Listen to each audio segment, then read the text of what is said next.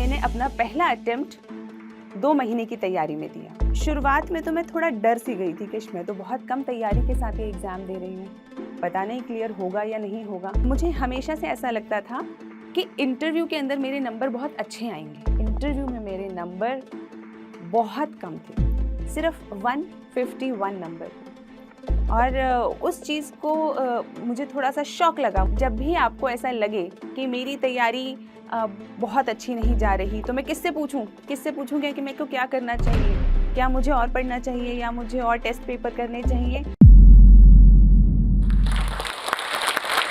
आपकी शर्ट में कितने बटन हैं, आप कितनी सीढ़ियाँ चढ़कर आए हैं, या अंडा आया या मुर्गी आई पहले। अगर आपको ये सारे सवाल लगता है कि यूपीएससी के इंटरव्यूज़ में ऐसे सवाल पूछे जाते हैं, तो शायद नहीं। हो सकता है कि किसी पैनल ने ये देखा हो कि कैंडिडेट ने जब सारे जवाब दे दिए तो एक सेल्फ अवेयरनेस या उस व्यक्ति की प्रेजेंस ऑफ माइंड को चेक करने के लिए हो सकता है कुछ ऐसे अटपटे सवाल पूछे गए हों। लेकिन आम इंटरव्यूज़ में ऐसा नहीं होता। तो आज मैं अपनी लाइफ जर्नी के साथ साथ 2-3 मुद्दे एड्रेस करना चाहूँगी। पहला कि जो इंटरव्यू बोर्ड है वो क्या देखता है एक कैंडिडेट के अंदर, और दूसरा कि बहुत सारे जो कैंडिडेट्स होते हैं उन्हें स्ट्रगल्स बहुत बड़ी लगने लगती है। उन्हें ऐसा लगने लगता है कि यूपीएससी की तैयारी के अंदर वो बहुत स्ट्रगल कर रहे हैं, बहुत सारे चैलेंजेस आ रहे हैं। किस तरीके से उनको बदला जाए, उन चैलेंजेस को अपॉर्चुनिटी में बदला जाए, उस तरीके के बारे में मैं बात करूंगी। नमस्कार दोस्तों, मेरा नाम है डॉक्टर तनु जैन।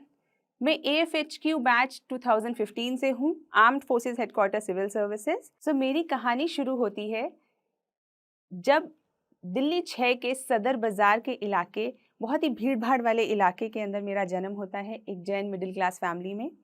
और वहाँ पर जैसे कि फैमिलीज़ में होता है कि पढ़ाई पर मेरा तो बहुत ज़्यादा ध्यान नहीं था। अक्सर खेल कूद और बाकी एक्स्ट्रा करिकुलर एक्टिविटीज़ के अंदर ही मेरा ज़्यादातर ध्यान रहता था। और पढ़ाई के प्रति ओरिएंटेशन मुझे लगता है शायद 12th के बाद ही मुझ में आया। लेकिन एक चीज़ थी जिसने मुझे बचपन से मोटिवेट किया, वो थी मेरी मदर की एक सवाल कि तुम्हें बड़े होकर क्या बनना है। तो वो जो सवाल था उसने मुझे कॉन्स्टेंटली मोटिवेट किया और ये सोचने पे मजबूर किया कि मुझे आखिर बनना क्या है। शायद उसकी क्लैरिटी मुझे 12th तक भी नहीं थी। मैंने मेडिकल साइंस ले लिया था, लेकिन मुझे नहीं पता था मुझे कौन सा डॉक्टर बनना है, किस तरीके का डॉक्टर बनना है। आगे चल के मैंने BDS किया सुभारती मेडिकल कॉलेज से, और फिर शुरुआत होती है मेरी यूपीएससी की जर्नी की। इंटर्नशिप के अंदर मुझे पहली बार ये पता चला कि ऐसा कोई एग्ज़ाम होता है जिससे हम ऑफिसर लग सकते हैं, अधिकारी लग सकते हैं। और उस वक्त तक शायद मुझे ये भी नहीं पता था कि एक अधिकारी करता क्या है, एक IAS ऑफिसर या एक IPS ऑफिसर, एक AFHQ ऑफिसर क्या करता है। और फिर जब मेरे को धीरे धीरे ये समझ में आने लगा कि मुझे नहीं पता क्या करते हैं, लेकिन समाज उन्हें बड़ा समझदार समझता है, तो वहाँ से मेरी एक अट्रैक्शन की इस जर्नी की शुरुआत होती है। तो जब मुझे पहली बार पता चला कि सिविल सर्विसेज का एग्ज़ाम देना है, मेरे पास कोई गाइडेंस नहीं थी, फैमिली के अंदर किसी ने दिया नहीं हुआ था। तो मैंने अपनी मदर से कहा कि मम्मी ये एक एग्ज़ाम होता है और मेरी इच्छा है कि मैं इसे दूँ। तो जैसा कि हम हमेशा करते थे, मेडिकल के समय में भी किया था, तो मैं और मेरी मम्मी नई सड़क, एक जहाँ पे बहुत सारी किताबें मिला करती हैं, हम नई सड़क चले गए और वहाँ जाके सबसे पहले जो हमने काम किया वो किया, वहाँ से यूपीएससी की 2-4 किताबें खरीद ली। और वो शायद सबसे ज़्यादा अनयूज़फुल किताबें थी, लेकिन हमने खरीद ली और उसी से मैंने अपनी तैयारी शुरू करी। फिर जैसे कहते जहाँ चाह होती है वहाँ राह होती है, दोस्त मिलते गए, कारवां बनता गया, नए नए लोग, नए नए फ्रेंड्स मिले जिन्होंने मुझे धीरे धीरे करके गाइड किया, और मैंने अपना पहला अटेम्प्ट 2 महीने की तैयारी में दिया। तो जब मैं अपने कई दोस्तों से मिलती थी तो वो अक्सर मुझे बताया करते थे कि नहीं, 2 साल की तैयारी लगती है यूपीएससी का प्रीलिम्स क्लियर करने में। पहले आप जीएस की कोचिंग करेंगे, फिर आप पूरा साल कोचिंग करेंगे, उसके बाद आप तैयारी करेंगे, सेल्फ स्टडी करेंगे, और फिर जाके आप कहीं प्रीलिम्स का एग्ज़ाम देंगे, तब आप क्लियर कर पाएंगे। तो शुरुआत में तो मैं थोड़ा डर सी गई थी कि मैं तो बहुत कम तैयारी के साथ ये एग्ज़ाम दे रही हूँ, पता नहीं क्लियर होगा या नहीं होगा। लेकिन मैंने सोचा बहुत सारे अटेम्प्ट हैं, चलो दे देते हैं, एक अटेम्प्ट तो देते हैं। और मैंने बहुत जी तोड़ तैयारी करी और 2 महीने के अंदर ही मेरा प्रीलिम्स क्लियर हो गया। ये मैं आपको इसलिए बता रही हूँ क्योंकि बहुत बार अक्सर बच्चे इस कॉन्फिडेंस को लूज़ कर जाते हैं कि दुनिया क्या कह रही है। दुनिया कह रही है कि तुमसे नहीं होगा, दुनिया कह रही है कि जो ये तैयारी है ये 2 साल में होती है, 2 दिन में नहीं होती या 2 महीने में नहीं होती। ये सब दुनिया कह रही है, ये वो नहीं है जो आपके लिए ज़रूरी है। क्यों? क्योंकि आप अपनी कैपेबिलिटी को, अपनी आपकी जो इच्छा शक्ति है, आपकी जो मेहनत है, वो सिर्फ़ आप जानते हैं, वो दुनिया नहीं जानती। तो अगर आप किसी भी तरीके से ये विश्वास करके उनके हिसाब से अपनी तैयारी को चालू रखेंगे, तो कहीं न कहीं फ़र्क आ जाएगा। तो इसीलिए अच्छा है कि आप अपने आप पे विश्वास करके इस तैयारी को जारी रखें। तो मैंने जब 2 महीने में प्रीलिम्स क्रैक किया, तो उस वक़्त शायद मुझ में थोड़ा कॉन्फिडेंस बढ़ गया कि हाँ, मैं ये एग्ज़ाम निकाल सकती हूँ, मैं ये एग्ज़ाम को क्रैक कर सकती हूँ। लोग अक्सर पूछते हैं कि आपने उन 2 महीनों में कैसे तैयारी करी कि आपने प्रीलिम्स क्रैक कर लिया?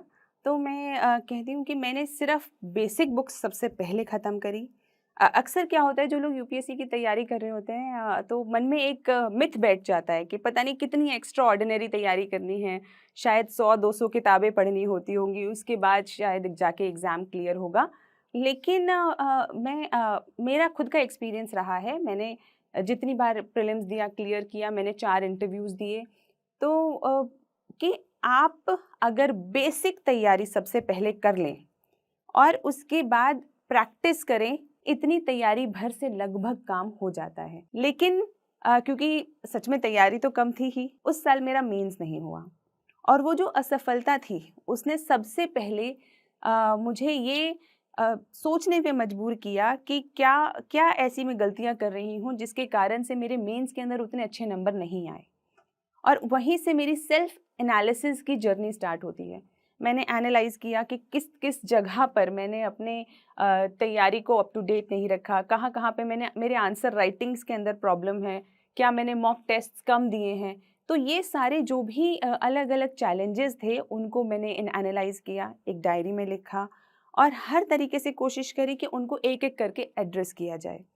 सो this is one of the ways जहाँ पे आप दुनिया से एक वैलिडेशन नहीं माँगते, दुनिया से अपने सवालों के जवाब नहीं माँगते, आप अपने आप से उन सवालों के जवाब देने की, खोजने की कोशिश करते हैं।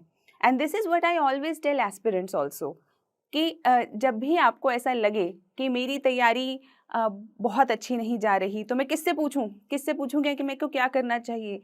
क्या मुझे और पढ़ना चाहिए या मुझे और टेस्ट पेपर करने चाहिए? ठीक है, जो सामने वाला व्यक्ति है आपको थोड़ा-सा गाइड कर सकता है, लेकिन दिल की सच्चाई से अगर आप पूछेंगे, अपने आप से अगर आप पूछेंगे तो हमें हम सबको पता होता है कि हमारी तैयारी किस लेवल की है। क्या हमने पढ़ाई ईमानदारी से नहीं करी है या हम सिर्फ़ दूसरों को दिखाने के लिए पढ़ाई कर रहे हैं या हम पढ़ाई तो कर रहे हैं लेकिन क्या हम अपने सेल्फ इवैल्यूएशन पे, सेल्फ एनालिसिस पे उतना ध्यान दे रहे हैं या नहीं दे रहे हैं। तो ये सब हमारे मन को, हमारी अंतरात्मा को पता होता है। तो जहाँ सबसे पहला जो सवाल होने चाहिए आपके, वो आपकी अपने आप से होने चाहिए और वहीं से आपको जो चैलेंजेस नज़र आएँ, उन्हें आप एड्रेस करें।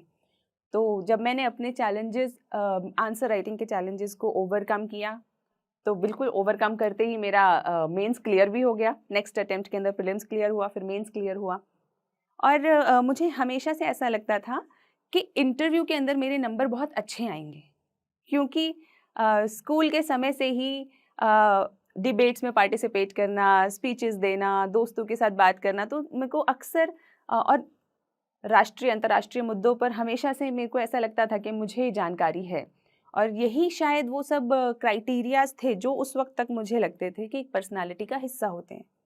और जब मैंने अपना पहला इंटरव्यू दिया, उसके बाद मुझे ऐसा लगा कि शायद इस साल तो मेरा सिलेक्शन हो ही जाएगा। अब तो बस टॉप रैंक्स में आने की देरी है।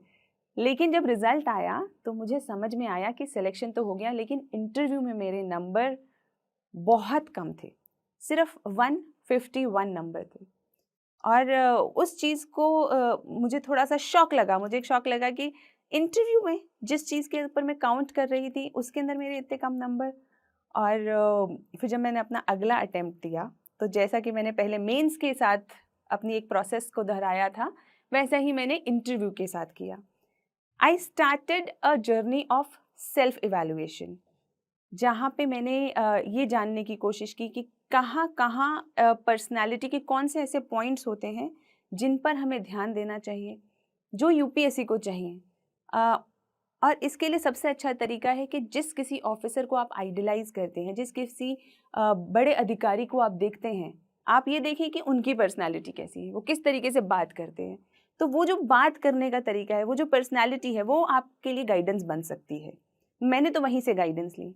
तो जब मैंने ये महसूस किया कि जो इंटरव्यू के पर्सपेक्टिव में एक स्थिरता चाहिए, एक काम पर्सनालिटी चाहिए, वो आपको धीरे धीरे गेन करनी चाहिए। क्योंकि हमें गली में अंकल आंटी जैसे बात नहीं करनी कि कुछ भी बिना किसी फैक्ट्स के, बिना किसी रीज़न के, बिना किसी एनालिसिस के अगर हम बात करते हैं तो वो कैसी बात हो जाती है, वो एक गली की बात हो जाती है, जैसे हम गलियों में बात करते हैं, किसी दोस्त से बात करते हैं। लेकिन जब आप एक अधिकारी बनने के विषय में सोच रहे हैं, जब आपको उसके लिए जज किया जा रहा है, तो आपको जो बात करनी है वो फैक्ट्स के साथ, रीजंस के साथ, आर्ग्यूमेंट्स के साथ सपोर्टेड होनी चाहिए। मेरी कहानी का जो हिस्सा रह गया था कि जब मेरे नंबर कम आए, मैंने इनर ट्रांसफॉर्मेशन किया, बहुत सारा एनालिसिस किया और उसके अंदर मेरी मदद करी मेरे फ्रेंड, गाइड एंड फिलोसोफर, जो मेरे अजीज़ दोस्त, जो अब मेरे हस्बैंड भी हैं, वात्सल्य कुमार। और हम दोनों ने बहुत काम किया इस पे। और उसके बाद जब मैंने इंटरव्यू दिया तो मेरे 200 नंबर आए and that was something which actually helped me to understand कि रुकावटें चाहे कितनी भी हों और आपके अंदर कितनी भी कमियां हों, लेकिन अगर आप उन्हें इम्प्रूव करना चाहते हैं, आप आगे बढ़ना चाहते हैं, तो आप वो कर सकते हैं। मोटिवेशन कैसे बनाए रखें, ये एक बहुत बड़ा सवाल कैंडिडेट्स करते हैं कि हम मोटिवेशन कैसे बनाए रखें। मुझे ऐसा लगता है कि जो काम आप करना चाहते हैं उसके लिए आपको ना तो कोई मोटिवेट कर सकता है, ना ही आपको किसी मोटिवेशन की ज़रूरत है। अगर मैं आज यहाँ आना चाहती थी तो मैं आई, मैंने कैसे समय निकाला, किस तरीके से चीज़ें हैंडल करी, ये इसके लिए मुझे किसी को कहना नहीं पड़ा। तो इसी तरीके से अगर आपको सिविल सर्विसेज की तैयारी करनी है, आपको नीट की तैयारी करनी है, आईआईटी की तैयारी करनी है, आपको किसी जॉब इंटरव्यू के लिए जाना है, अगर आपको वो करना है तो उसके लिए आपको कोई मोटिवेट नहीं कर सकता। That has to be your internal motivation, क्योंकि वो आपको करना है। उसके लिए आप क्या स्ट्रगल करेंगे, क्या रात की नींद को सैक्रिफाइस करेंगे, क्या आप मेहनत करेंगे, किस तरीके से आप करेंगे, that has to be your own challenge. ये आपकी ज़िंदगी का अपना चैलेंज है जिसका जवाब आपको खुद ढूंढना है। कोई और इसका जवाब आपको नहीं दे सकता। रुकावटें तो जीवन में बहुत आएंगी, डर भी लगेगा, निराशा भी होगी, पर यही जीवन का रास्ता है। ये परेशानियां सिर्फ पड़ाव हैं। इन बाधाओं के आगे अगर थक गए, झुक गए या रुक गए तो सिर्फ बातें रह जाएंगी कि ये कर लेते तो यह हो जाता, वो कर लेते तो वो बन जाते। लेकिन अगर सच में कुछ बनना है तो हिम्मत तो दिखानी होगी। Thank you.